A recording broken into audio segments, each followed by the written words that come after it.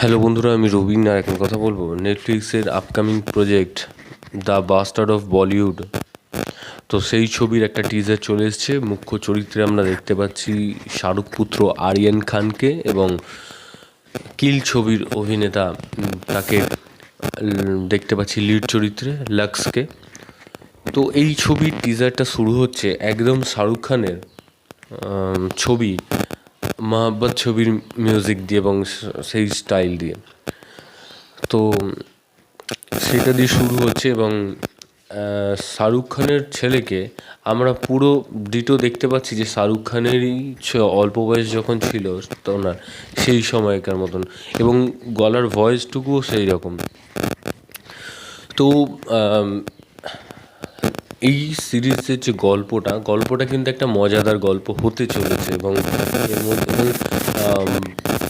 প্রত্যেকটা ইয়েতে কিন্তু মানে স্টোরি মানে জাম্প করছে। মানে একটা একটা প্রথমে দেখাচ্ছে একটু মানে একটা রোম্যান্টিক সিন, এবং তারপরে একটা অ্যাকশন সিন, এবং তারপর আবার একটা রোম্যান্স সিন। তো এইরকমভাবে দেখানো হচ্ছে। তো টিজারটার মধ্যে যেইটুকুনি দেখানো হয়েছে বেশ ভালো লাগছে, মানে মজা লাগছে যে ওই একটা জায়গায় যে যখন মানে আমরা বুঝতে পারছি যে সিনেমার ভেতরে সিনেমা হচ্ছে, মানে গল্প বলছে আরিয়ান খান। এবং যে জায়গাগুলো দেখানো হয়েছে টিজারের মধ্যে সেগুলো কিন্তু খুব মজাদারভাবে প্রেজেন্ট করা হয়েছে। যেরকম ওই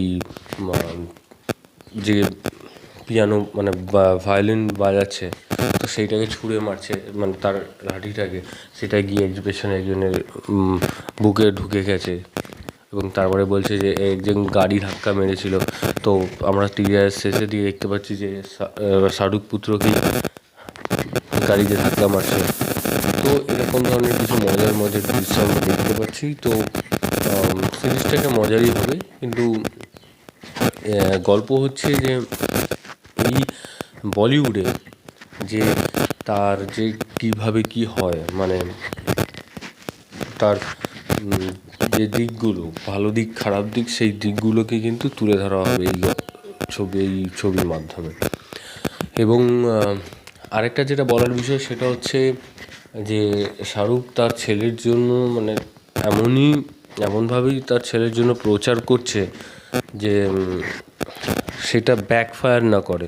মানে শাহরুখ খান নিজে প্রডিউস করছে ঠিক আছে, কিন্তু সে নিজস্ব স্টাইলটা, মানে যে তার যে একটা সিগনেচার স্টাইল, তো সেই স্টাইলটাকেই তার ছেলে কপি করছে। এবার সেইটা নিয়ে লোকের মধ্যে একটা এক্সপেকটেশন কিন্তু থাকবে, কিন্তু পরবর্তীকালে সেটা যদি ভালো না হয়, ভালো করে না করতে পারে, সেটা কিন্তু ব্যাকফায়ার হলে কিন্তু খুবই খারাপ ব্যাপার হবে।